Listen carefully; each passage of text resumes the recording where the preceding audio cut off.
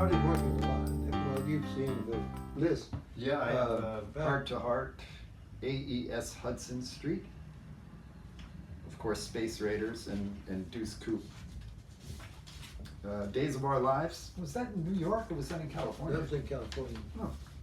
L.A. Law, Falcon Crest, The Vowels, Space Raiders. It Takes Two. Filthy Rich, I remember that. Yeah. Barney Miller. Dallas. Oh, you fit right in on Dallas. Yep. 3 episodes. Heart to Heart. I used to like Heart to Heart. That was a good show. Boy, they screwed me. You know what they did?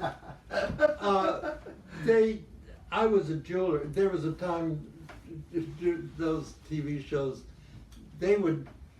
you'd play a jeweler on one show.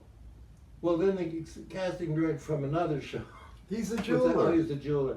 So I did like 3 different ones as a jeweler, but the Heart to Heart was, I was a jeweler, and we shot it in the jewelry store in Beverly Hills, and this Rolls Royce comes, parks in front, and Katherine Hellman came in dressed kind of as an older dowager lady, and a chauffeur and a butler, I guess it'd be her assistant, came in and wanted to look for a present for her niece who was graduating. And I was all, being very jeweler-like. And I started showing him some things. And she said, oh, no, I want something much nicer. And I said, well, in the vault in the back, I'll show you some. And I took them in the back and opened the vault and walked in, and they hit me over the head and grabbed the jewels, ran out, got in the Rolls Royce and escaped. And I come out, get them, So that was the work of the day, and it was fun. And Katherine Hellman was a hoot. She was so fun. She's from Texas. Oh yeah? And I think it was while we were probably making this, we were chatting, waiting to go on or something else. And I was all dressed in very proper, jeweler clothes. And she mentioned, and said, are you from Texas? And I said, yeah. She said, oh, well, perfect. She said, the 2 most elegant people without a trace of an accent, of course they're from Texas. That's what she said. I loved her. But how they screwed me was, I got a call from my agent, this is several weeks later, and he says, they want to use a clip of your last show that you did for us. He said it's just that they're going to be in a motel or something, and the TV's on in the background, and they said, do they have my permission to use it like that? I said, yeah, why not? Sure. So it's in the background. It's nothing. So that episode comes out, and what they had done was they had that whole robbery that I had done, but instead of having the old lady being the thief, one of the henchmen became the thief. And that lady wasn't there. He just came in and robbed and did the whole thing. I went into the back, they hit me in the head, I went run. They reused that entire episode by making it a complete different context. Different story. And of course, I didn't get a nickel out of it. Sounds like it wasn't actually background at that point. No, it was. It was more something to do with the. It was the episode. Plot. It was the plot. Yeah. Huh. Well, that's not right. No, it's not. Oh, and I did another one for them, in which they brought some jewelry, fancy jewelry necklace in, and said, we understand you make paste jewelry, you can copy. Oh, yeah. Fake And I diamonds or said, oh something. yeah, Hmm. yeah, I do that all the time. And they said, well, you need to make a copy of it. And I said, oh, no, this is impossible, I can't do this. Why not? Well, I don't know why, I didn't write this script. Why? We were sitting in their trailer, Robert and the co-star in the trailer asking me, well, what would you say? What? And I said, I'm not really a jeweler. I've never made a necklace in my life. And I said, well, maybe I just say, wow, no, this is impossible. That's insane. And that's what I did. That's what I did. She And, got writing credit for that one. Yeah, and he said, or told my agent, said, tell Ray we'll make it up to him for that little. We'll make him a jeweler again. Yeah, yeah.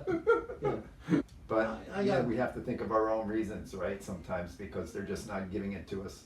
Yeah, I remember on Falcon Crest, I played a Swiss doctor in a prison in Switzerland. He was on staff of the prison. Okay. And I did it with a French accent and as a surgeon, thing. And on a break, the director, I heard him say, boy, did I cast the right person for the doctor. And I thought, sir, I'm a kid from South Texas.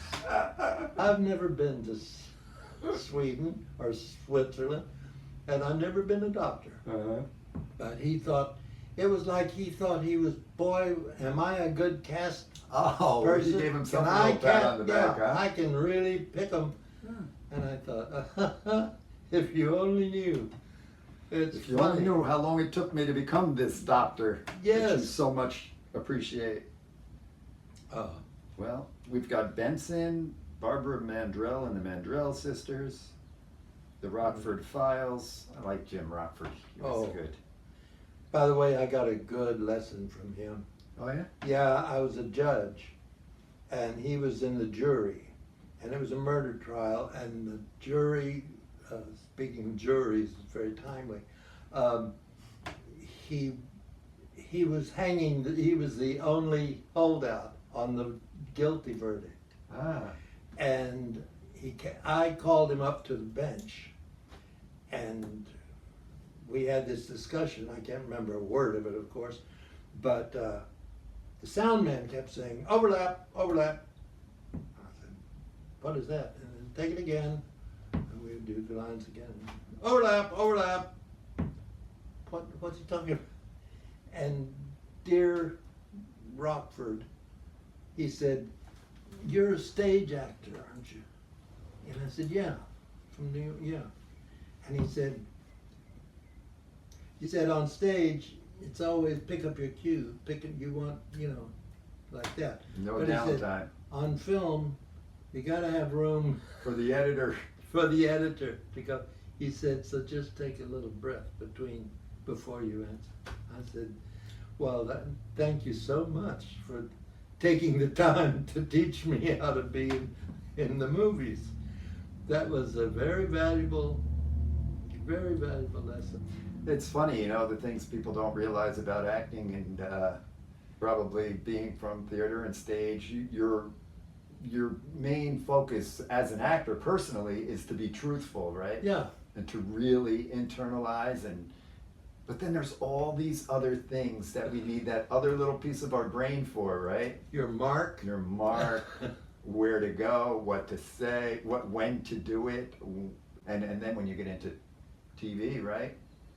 They're doing the same scene over and over, and you need to, from different angles, so you need to know what you did and continue to do that movement, right? Yes, or else it's exactly hard the to same way. edit.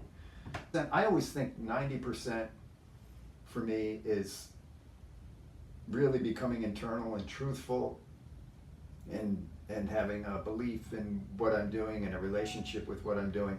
And then the 10% is the sort of the mechanical aspect of acting, where the 10% part is like aware of, you know, my marks and you know, these technical things that are going on. Do you find the same sort of thing, like a portion of your brain? I know I can't think, I don't think in You those don't think in terms those somehow. terms. I don't know. Acting has become so much a part of me. It's become so natural, so easy, that I don't even think about it. I can slip into a character or a moment. I can totally invest in any situation you give me. I can, without hesitation, suddenly, that's my reality. Believe it. I accept it. You accept it. Yeah, and the only reason I can do that is because I've done it thousands and thousands of times. My reality is very flexible. Right, right. It's very flexible. I'm so open to whatever's happening at the moment, that it's just from having done it for so long, Yes. and with some of the greatest actors alive.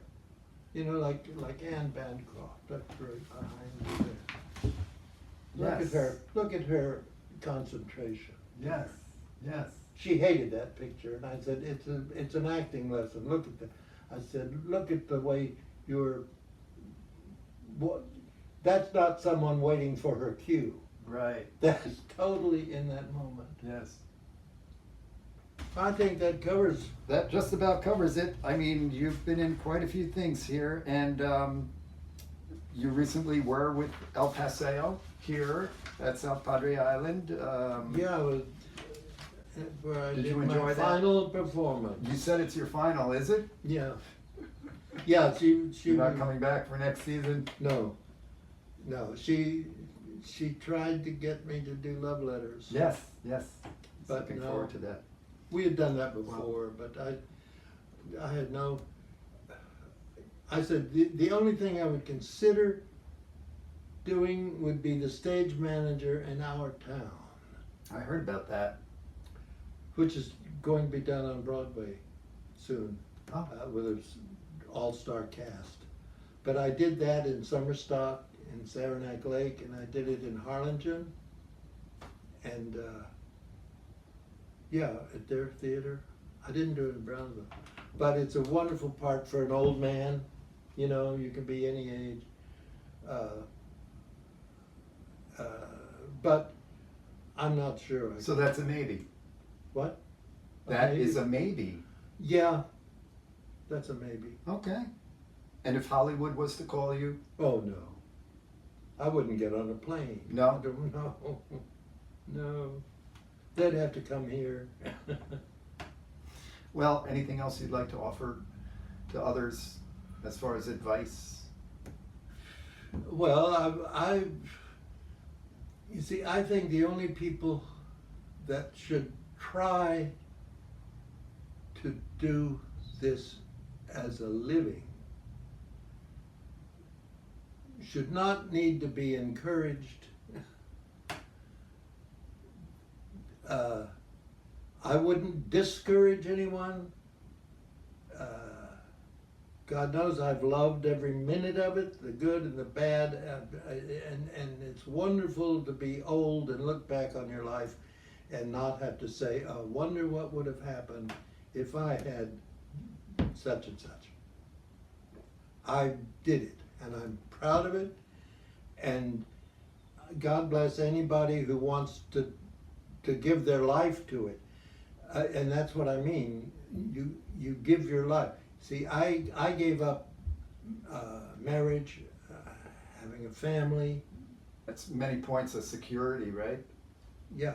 Oh, like yeah. like a steady paycheck. A salary. Health insurance, you know. Yeah. No, it was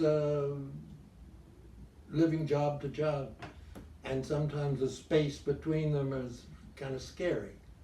But No, it's a wonderful thing to be an actor. I love actors, and they're wonderful people, and I'm so blessed to have experienced all that I have, and I'm so happy. Is having done it. there anything that you personally would have done differently? Well, yeah, Can you tell us? Or sure. Dustin Hoffman was a good friend of mine. We played poker every Thursday night for a long time. And he was a dear friend. We spent a Christmas together because we were orphans. We couldn't afford to go home to our family. And so we spent the day, we had dinner at a little French restaurant. And we were buddies. He even tried to get me a part in the play he was doing, but it was to replace an actor, and I probably would have gotten it, but the actor decided not to leave the show, so that didn't happen. But Dustin wanted me to be in it, and that's the play where Mike Nichols saw him and auditioned him for The Graduate. oh, wow. But anyway, Dustin, of course, is a brilliant actor. But we had the same background, we had sort of the same training, and I must say, I had the talent, a lot of the talent that Dustin has. There's not that much difference. But he had a laser-like focus that I didn't have. And I'll tell you, he wanted to get an agent. He went to William Morris Agency, walked in with his picture and resume, and said, "I'd like to meet with an agent." And the woman said, "No, you have to have an appointment." And he said, "Okay." And so he went over and sat down. And he sat there till they closed. And all these agents were going in and out and everything, and he just sat there and waited till they closed. He left. The next morning he came in and he said, "I'd like to talk to an agent."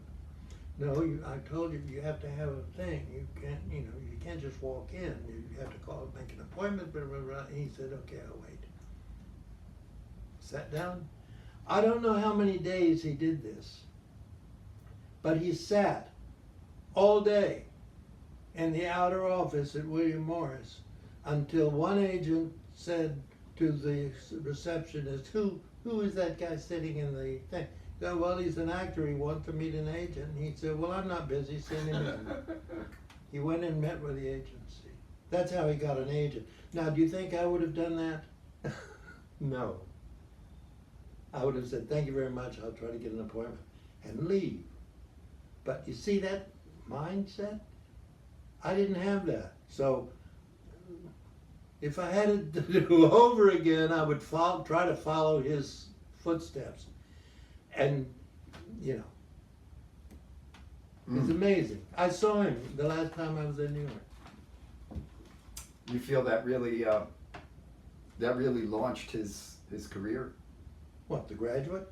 Well, the idea of going to see that agent. Well, that helped him. It didn't get him, it may have gotten him, I don't know what it got him, but But he had that. having a good agent certainly is a major step. Yeah.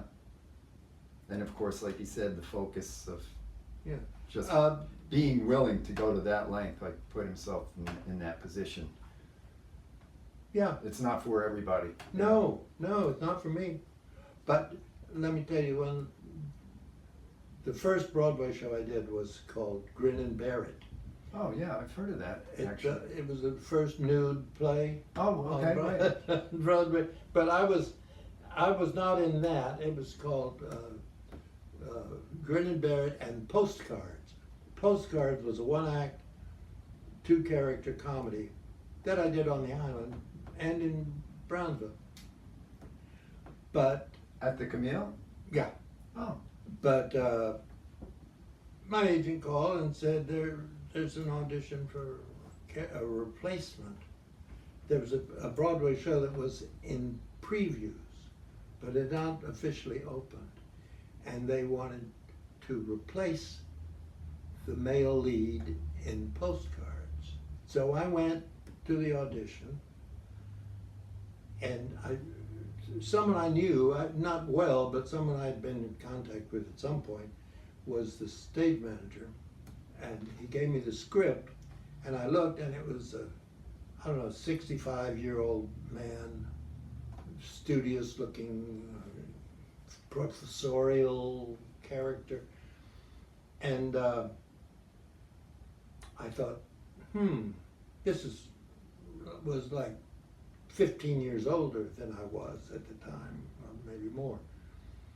But I thought, oh, I have at home, I have these steel rimmed glasses, round. I said, they're wonderful, they'd be perfect for this character. I went out the stage, I said to the stage manager, I'll be right back, hold my place. Ran out of the Belasco Theater,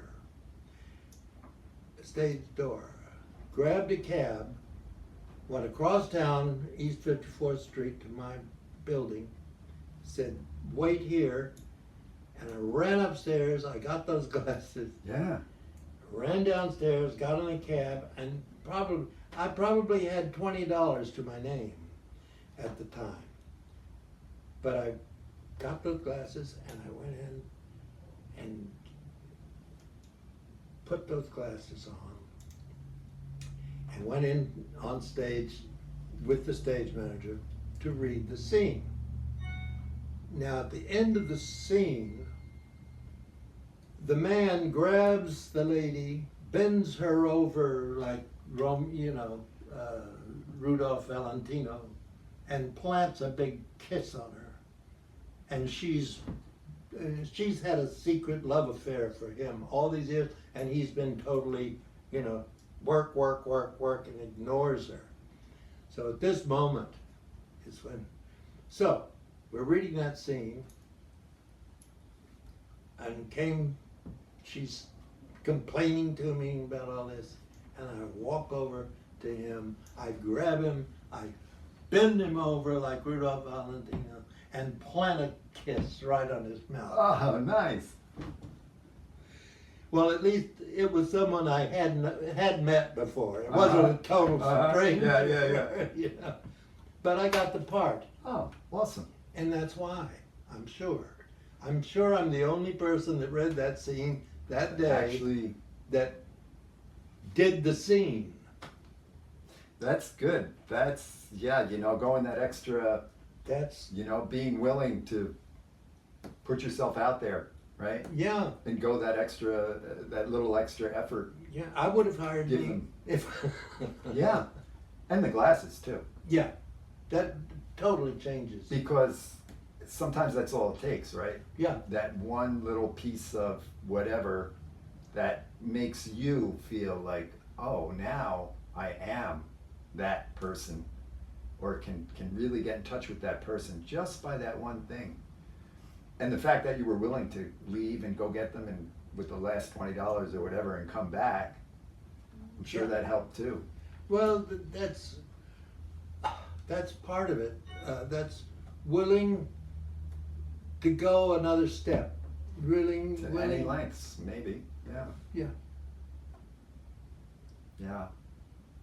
You hear it so many times from casting people, just waiting for somebody to give them something else, that everybody keeps coming in and doing the same things, and when is that person going to show me something else and do something Yep. unexpected, I want to do a thing with you.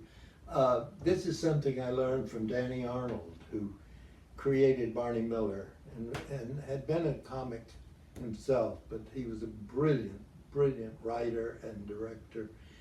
And I want to show you a little trick he taught me. Okay. And so you'll have to play one part and I'll play the other.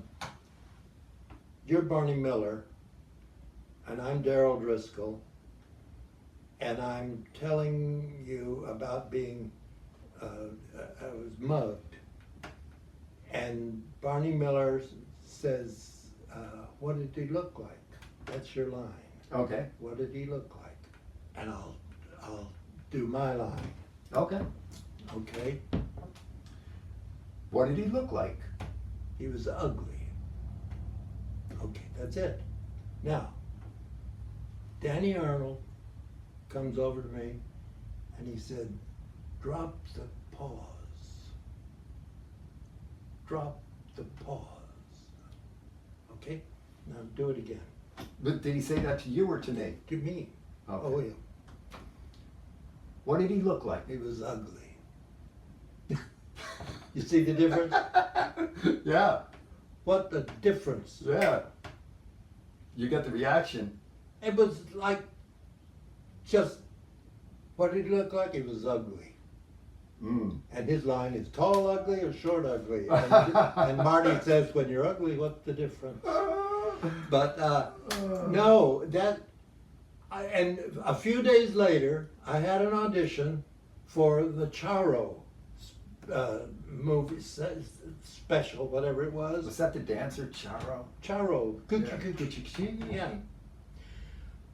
And I was reading for this part. Oh my God, there were a lot of actors there. They were been there all day. 50, I don't know how many. Cattle call. Yeah, big.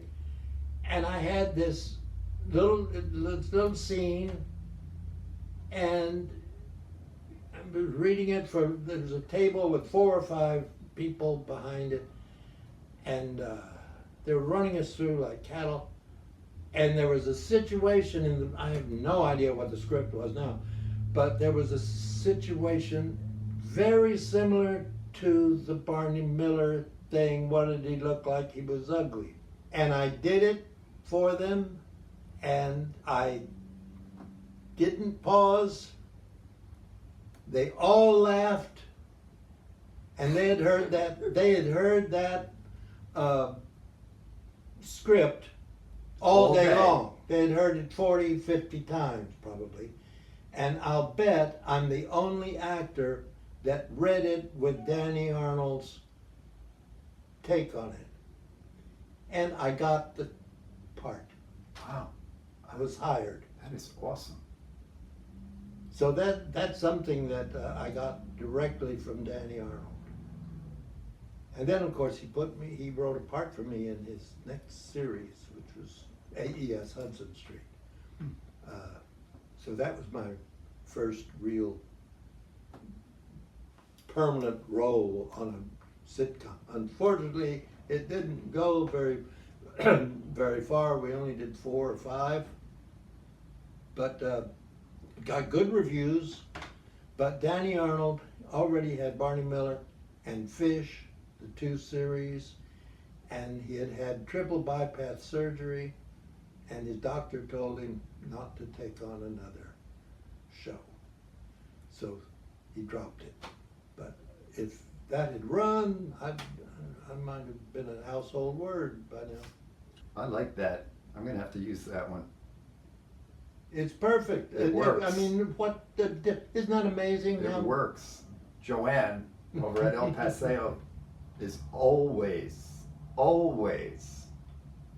her note is, Yeah. come on, Yeah. pick up the cue. No, don't be waiting. Don't be thinking. You know? Because what you're thinking is, what am I going to say next? There's times where it's appropriate, but for the most part, keep it moving.